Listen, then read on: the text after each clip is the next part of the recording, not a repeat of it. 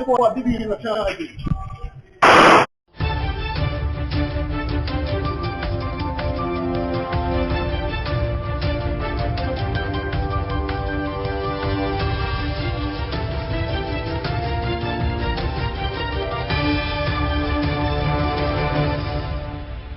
back to MyView TV, the people's platform, the home of undiluted news, reviews, updates, and your daily dose of entertainment.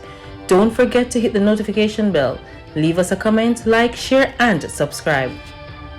I don't bring nobody forward in your cheer for me. Everything what you see up my natural talent. Man, me tell you something. You see, when you know what to please the audience with, it's simple, man. Today will never come again. Be a blessing, be a friend, encourage someone, take time to care. Let your words heal and not your wound. Wagwan, my people, hope everybody okay, hope everybody alright. May our lives continue to be showered with God's amazing blessing. People, one only person thing I got longer than the news, you understand? Then kill the pastor. Yes, then top up the pastor, kill the pastor. The police themselves on the DJ from out the view, and the people themselves my view.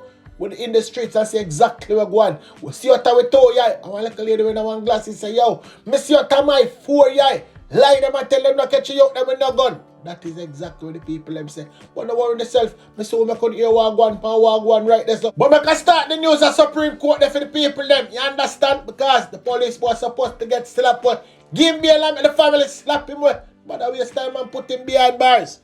The court for the first time heard details of the prosecution's case against the police constable. In opposing the application for bail, prosecutors told Presiding Justice Vinette Graham Allen that on the afternoon of July 13, Maitland allegedly went to a hardware store along Constant Spring Road in St. Andrew. While at the store, prosecutors allege he entered into a contractual arrangement with a truck driver to transport a couch from his New Kingston apartment to Halfway Tree. The truck driver reportedly drove behind Maitland to his apartment complex. The prosecutors told the court that upon arrival at the complex, the truck driver observed the accused policeman and another man enter an apartment unit on the second floor of the complex. They then emerged from the apartment with what has been described as a red or brown couch.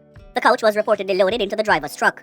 The accused policeman then allegedly led the truck driver to a car wash along Lyndhurst Road. On arrival at the car wash, prosecutors allege the accused policeman got out of his car and the 2 others followed. The movement of the accused and the 2 other men were reportedly captured on CCTV cameras at multiple locations. The court was told earlier in the day on July 13, Maitland allegedly went to the car wash and made enquiries about having his couch washed. He allegedly told the car wash attendant he was taking the couch to be washed because his cousin suffered an injury to his hand, causing him to, quote, bleed out in a little part of the settee, end quote. As the prosecution outlined the allegations against him, Maitland repeatedly whispered to his attorney. The prosecutors allege that on the evening of July 13, at about 7 p.m., the accused policeman placed a phone call to a resident in the New Kingston area. The prosecutors told the court Maitland allegedly told the resident he had concerns that the cameras owned by the resident may have recorded him walking by with a spliff. The prosecution is alleging Maitland told the resident he was concerned the footage may jeopardize his prospects for an impending promotion. The prosecution told the court that Maitland allegedly told the resident he wanted the footage deleted. The resident reportedly refused to comply. On July 14, prosecutors are alleging Maitland reportedly went to another resident's apartment and explained that someone who was allegedly with him had gone missing. He allegedly asked the resident to see the footage of July 12. The prosecution alleges that Maitland was reportedly shown parts of that recording. The prosecutors told the court that Maitland allegedly expressed a desire to see the footage deleted. The court was told by prosecutors that upon viewing the footage, Maitland was allegedly seen arriving at the apartment complex with a young lady described as having long hair. The prosecutors allege Maitland was then seen leaving the complex unaccompanied. The prosecution is also alleging that Maitland called the resident, who owned the CCTV footage twice on the 15th of July and 3 times on the 16th of July. It's being alleged that the accused policeman expressed concern that the police may want to see the footage. The resident who owns the CCTV cameras allegedly told police investigators he felt pressured. But people, this look like everything when the people that tell Fitzbailey I come to light now. And Fitzbailey I go on like him, never know say that I go on. People, and I just know the police board them kill off the girl them.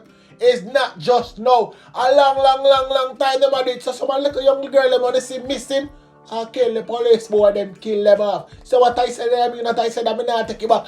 I come with them police and police killing. I can just go up and out of you now. Alright, my brother is an upcoming artist. We live now out of Rockfort. We're original from Central Village. So last night was 1 year since one of the friend them passed away, and they had a memorial. But what happened is he had wrote a song for him. So it's like he wanted to do the video shoot, on the night of the memorial. So, to get other people incorporated. So anyways, he went and do so. Where they went for the memorial was, it was kind of tense and stuff. So anyways, somebody died, you have people normally do salutes and stuff. So anyways, when they were there after the show, they were sitting with his mom for a minute. Salutes start happening, so them start to drive out now because them not into what's going on, yeah?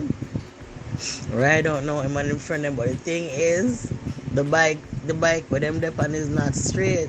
But them say when them come out of the lane, them see a police jeep. No lights, no nothing, just dark. I drive them down.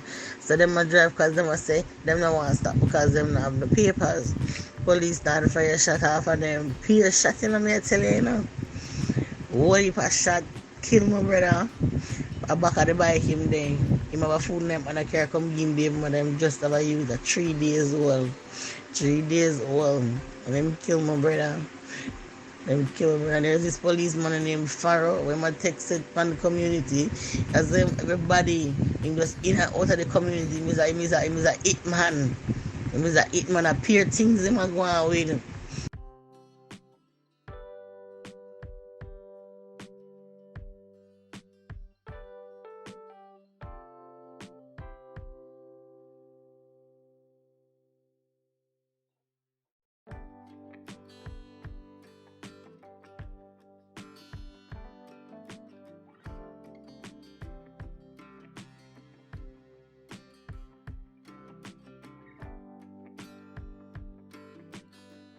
So here we go now. The people that would dip on the scene and see out of them exactly what. I not the people that would they my head only for shot them a bus and record it. The people that would in the street and see exactly where go on. You understand? Go give a statement. You don't need to go give a statement. People here go on now. Me I go beg you to please go and do the right thing. And the right thing is speak the truth. You understand? Nobody come make up no story and say this and say that.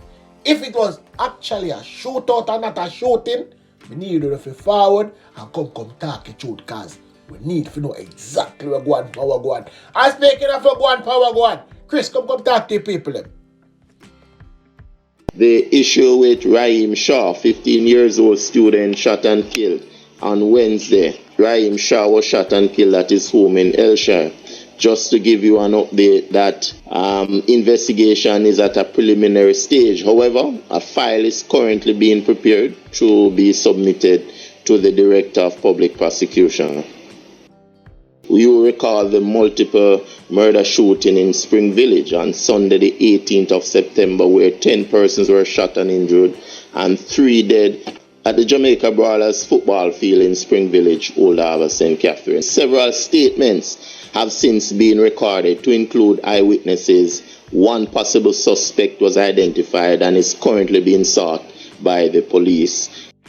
4 gang members were arrested and charged for the period. 3 wanted persons were taken off the wanted persons list. We have Rudolph Shaw, OC Boxer, who was wanted for murder, Neville Butler, and Manton Brown, who is now deceased. Now, during the period under review, a total of 28 significant arrests were made. 9 for illegal possession of firearm, 7 for illegal possession of ammunition, 4 for rape, 5 for murders, and 3 for grievous sexual assault. A total of 247 cases were placed before the courts for various offences. Now, of that number, the division was able to secure 10 convictions for major crimes and 98 convictions for minor crimes.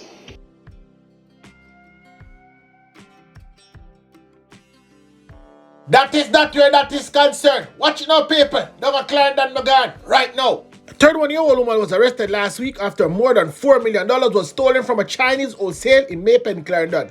Kedisha Chambers, otherwise called Disha, from Montclair in the parish was charged following an audit at the business place. Chambers, who worked as a cashier with the wholesale, has been charged with larceny as a servant, possession of criminal property, and engaging in transactions that involve criminal property. The report that the business hired someone to conduct the audit at the wholesale on January 19, 2022. During the audit, which covered the period January 2020 to January 7, 2022, duplicate receipts were observed to have been tendered by Chambers, while original receipts were handed in by other cashiers. The audit uncovered that duplicate receipts were non-genuine transactions as they were not traceable to the credit card statement reported for the days under review. Likewise, the original receipt of the credit card slip were also included in other cashier balance report. The audit discovered that $4.3 million, yes, people, went missing. You understand? I can't tell you this, people.